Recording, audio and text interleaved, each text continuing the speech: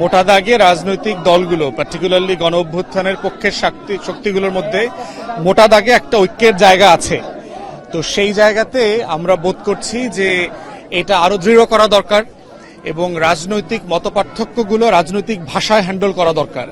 মানে অপমানজনক কথা বলা, মানুষকে হেয় করা, অথবা মির্জা আব্বাস ভাইয়ের ক্ষেত্রে যেটা হয়েছে, অথবা কন্টিনিউ একদল আরেক দলকে যেভাবে বিষোদাগার করছে, এইটা আসলে ইস্যুতে নিয়ে আসা দরকার। নির্বাচনী ম্যানিফেস্টোর সমালোচনা করা দরকার। দল আকারে এই সমালোচনাগুলো করলে যেটা হবে, দলগুলোর ভিতরে বিভেদ তৈরি হবে।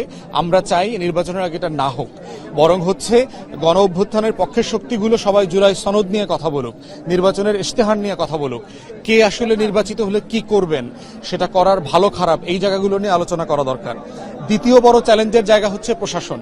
রাজনৈতিক দলগুলোর জায়গা যেমন আছে, প্রশাসন এবং নির্বাচন কমিশনকে আমরা বারবার একই কথা বলেছি যে প্রত্যেকটা সংসদীয় আসন ধরে রাজনৈতিক দলগুলোকে নিয়ে একটা লিয়াজো কমিটি করা, তাহলে আইন শৃঙ্খলার ব্যবস্থাপনা করা, নির্বাচনী আচরণবিধি দেখভাল করা, এর প্রত্যেকটা কাজ অনেক সহজ হবে।